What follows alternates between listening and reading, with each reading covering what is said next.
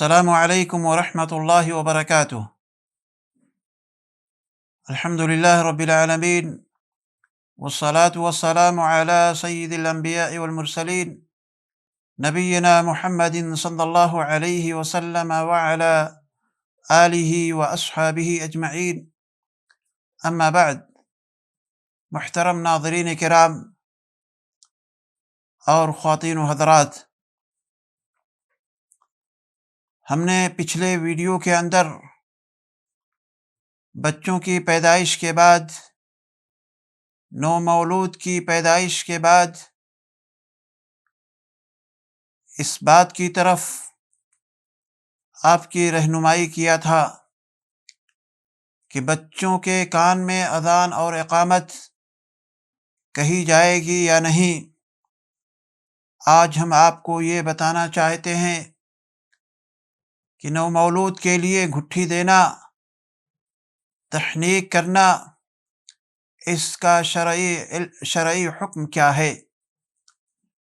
چنانچہ اہل علم کا اس بات پر اتفاق ہے کہ نومولود کو گھٹی دینا چاہیے، اور گھٹی دینا ایک مسنون عمل ہے۔ گھٹی میٹھی چیز سے دینی چاہیے۔ اگر کھجور موجود ہے تو کھجور سے، ورنہ چھہارا سے، ورنہ اس کے علاوہ جو بھی کوئی چیز میٹھی ہو، چاہے شہد ہو یا اس کے علاوہ کوئی دوسری چیز ہو، آپ اس کے ذریعے سے بچوں کو گھٹی دے سکتے ہیں۔ گھٹی دینے کے لیے یہ ہے کہ اگر گھر میں کوئی نیک مرد یا صالح مرد یا عورت ہے تو اس سے یہ کام کرایا جائے۔ اور اگر گھر میں آپ اس بات کو پسند نہیں کرتے کہ کوئی نیک یا اس طرح سے کوئی بزرگ نہیں ہے، تو آپ محلے سے یہ کام کر سکتے ہیں۔ محلے میں کسی متقی اور پرہیزگار شخص کو اس کام کے لیے بنا سکتے ہیں اور اس کام کے لیے اسے مکلف کر سکتے ہیں۔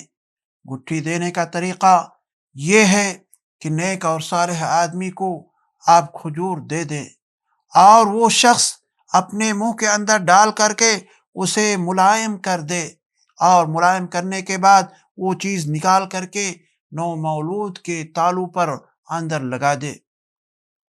اس سے مقصود کیا ہوتا ہے؟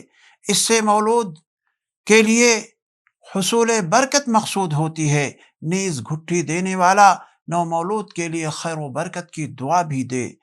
اس عمل کو عربی میں تحنیک بھی کہتے ہیں، اور اس کا فائدہ، گھٹی دینے کا فائدہ یہ ہے کہ اس سے بچہ اپنے منہ کو حرکت کرتا ہے، یعنی اپنے منہ کو چلاتا ہے۔ اس چلانے کی وجہ سے اس کا جبڑا جو ہے وہ ہلتا ہے، جس سے ماں کا دودھ پینے کے وہ قابل ہو جاتا ہے۔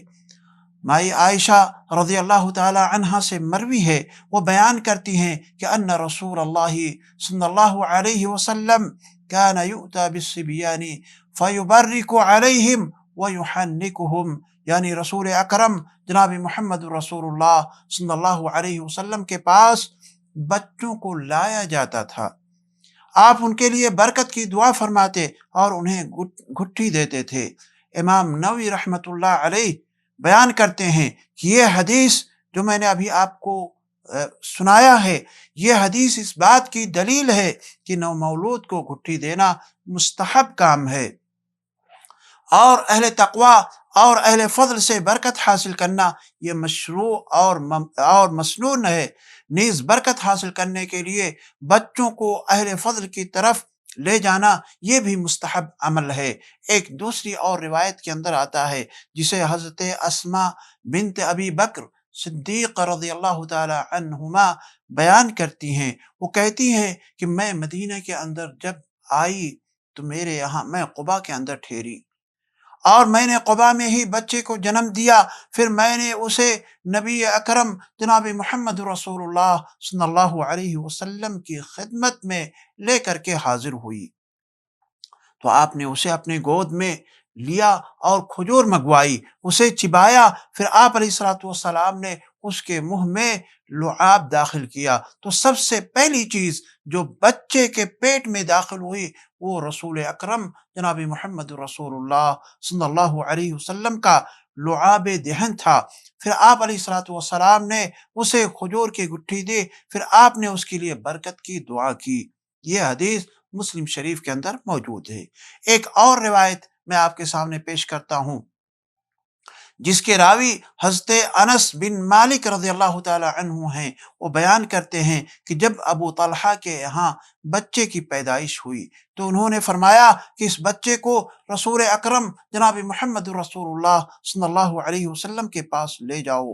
فرماتے ہیں کہ میں اس بچے کو آپ علیہ الصلوۃ والسلام کے پاس لایا اور ساتھ میں کچھ کھجوریں بھی انہوں نے بھیج دی۔ آپ نے اسے اپنے پاس لیا، گود میں لیا اور فرمایا کیا اس کے ساتھ اور بھی کوئی چیز ہے؟ صحابہ کرام نے ذکر فرمایا کہ ہاں کچھ کھجوریں ہیں۔ آپ نے کھجور کو چبایا اور اسے بچے کے منہ میں رکھ دیا اور اسے اس کے ساتھ گھٹی دی اور اس کا نام بھی عبداللہ رکھا۔ یہ حدیث بخاری شریف کی ہے۔ اس کے علاوہ ایک اور حدیث آتی ہے جس کے راوی حضرت ابو موسیٰ اشعری رضی اللہ تعالی عنہ ہیں۔ وہ بیان کرتے ہیں کہ ولد لی غلام فأتيت به النبي صلی اللہ علیہ وسلم فسماه ابراہیم فحنكه بتمرة ودعا له بالبركة ودفعه إلي۔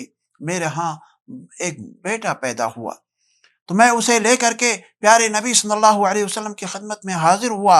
آپ علیہ الصلوۃ والسلام نے اس کا نام ابراہیم رکھا، اسے کھجور کے ساتھ گھٹی دی، اس کے لیے برکت کی دعا کی اور اسے میرے حوالے کر دیا۔ ان تمام احادیث سے یہ بات واضح ہوتی ہے کہ ہم اپنے بچوں کی جب بچے پیدا ہوں تو ہمیں بچوں کے لیے تہنیک کرنا چاہیے، بچوں کو گھٹی دینا چاہیے، اور یہ کسی نیک اور صالح افراد کے ذریعے سے یا نیک اور متقی پرہیزگار آدمی کے ذریعے سے یہ عمل ہمیں کروانا چاہیے۔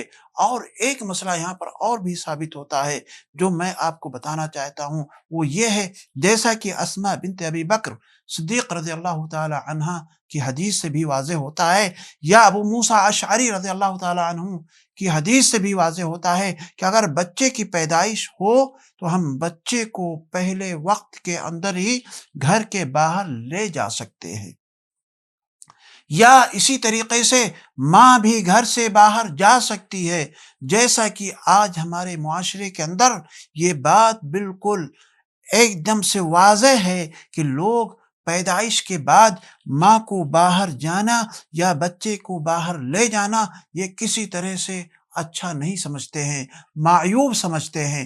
یہ بات نہیں ہے، بلکہ بچے کو آپ باہر پہلے ہی دن لے کر کے جا سکتے ہیں، ماں بھی باہر نکل سکتی ہے۔ اللہ رب العالمین سے دعا ہے کہ اللہ تعالی ہمیں اور آپ کو اس سنت پر عمل کرنے کی توفیق عطا فرمائے، اور ہم تمام لوگوں کو اپنے بچوں کے لیے پہلے وقت میں کسی متقی اور پرہیزگار شخص سے گٹھی کرانے کی توفیق دے۔ وآخر دعوانا ان الحمد للہ رب العالمین۔